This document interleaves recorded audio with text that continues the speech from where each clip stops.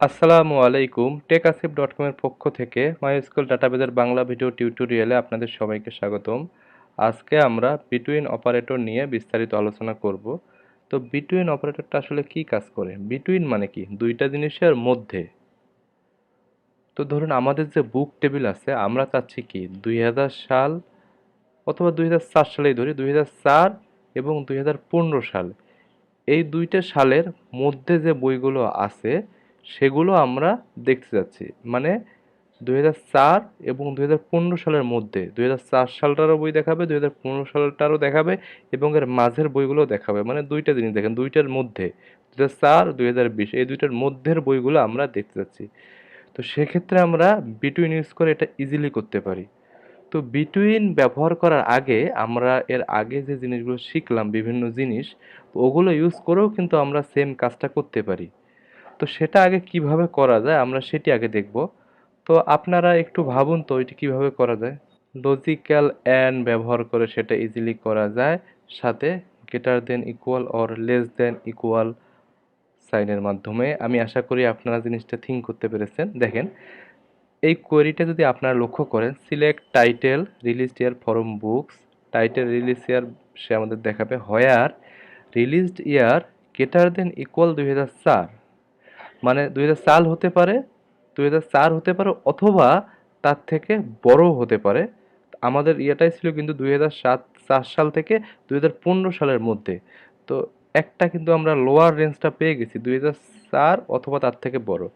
And আমরা and operator দিয়ে কী করতে পারি, আমরা তার লেফটে একটা কন্ডিশন দিতে পারি, রাইটেও দিতে পারি। And released year less than equal 2015, তার মানে 2015 সাল হতে পারে অথবা তার থেকে ছোট হলেও হবে।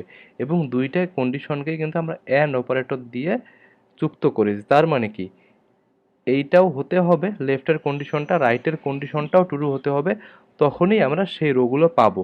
সেক্ষেত্রে কিন্তু এটা আমাদেরকে 2004 এবং 2015 সালের মধ্যকার বইগুলো রিটার্ন করবে।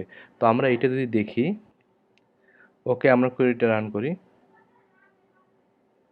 দেখুন, 2004 এবং 2015 সালের মধ্যকার বই ছাড়া আপনি দেখতে পারবেন। এখন 2012 আসছে, 13 আসছে, 2010 4 আসছে, 4 আসছে, কারণ আমরা বলছিলাম 2004 সাল থেকে শুরু হবে এবং 15 পর্যন্ত দেখাবে। 4-এর কিন্তু নিচে নাই, নিচে কোনো বই পাবেন না, এবং 15-র কিন্তু উপরে পাবেন না। তো আশা করি আপনারা বুঝতে পেরেছেন। তো এখন আমরা দেখব এইটা আমরা ইজিলি বিটুইনের মাধ্যমে কিভাবে করতে পারি।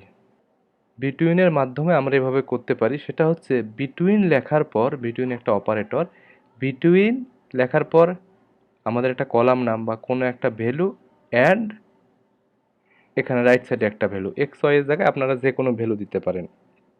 তার মানে বিটুইন কি করবে, এই যে এখানে যে ভ্যালুটা দিবেন এবং এখানে যেটা দিবেন, ওই দুইটা সহ ওই দুইটার মধ্যবর্তী, মানে ওই দুইটার মাঝে যেগুলো আছে আপনাদের সেগুলো দেখাবে।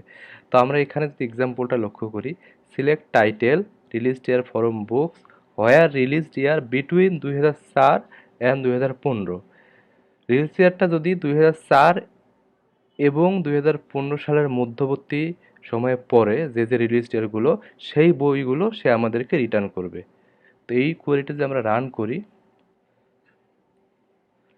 ওকে, দেখেন কি হলো, এখানেও কিন্তু সেম রেজাল্ট। এর আগে আমরা হোয়ার এবং অ্যান্ড অপারেটরের মাধ্যমে আমরা যেটা দেখছিলাম, সে কিন্তু আমরা এখনও সেম রেজাল্টেই দেখতে পাচ্ছি যে 2004 এবং 2015 সালের মধ্যকার বইগুলো দেখাইছে। কিন্তু আপনারা যদি এখানে একটা জিনিস লক্ষ্য রাখেন, দুইটা কোয়েরির মধ্যে ডিফারেন্সটা, সেটা হচ্ছে এখানে আমরা অ্যান্ড অপারেটরের মাধ্যমে কি করা লাগলো, আমাদের কিন্তু লেস দেন গেটার, এই যে এটা হচ্ছে গেটার দেন ইকুয়াল, এটা লেস দেন ইকুয়াল, এই দুইটা কন্ডিশনের মাধ্যমে আমাদের কিন্তু জিনিসটা বার করে নিয়ে আসতে হবে। অর্থাৎ রিলিজ ইয়ারটা আমাদের কিন্তু দুইবার লেখা লাগলো, তাই না?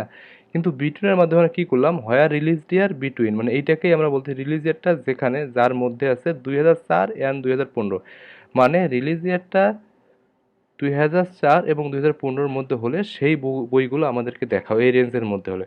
আমরা কিন্তু উপরের কোয়ারিটা থেকে এটা অনেক সিম্পলার দেখতেছি, এখানে আমরা কিন্তু রিলিজ ইয়ার দুইবার ইউজ করছি, এখানে কিন্তু একবার ইউজ করা হচ্ছে।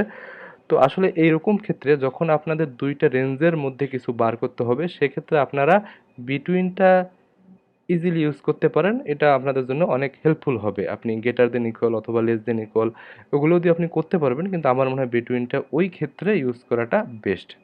তো আশা করি আপনারা বুঝতে পেরেছেন। আমার পরবর্তী ভিডিও পাওয়ার জন্য আমার চ্যানেলটি সাবস্ক্রাইব করে বেল বাটনে ক্লিক করে রাখুন।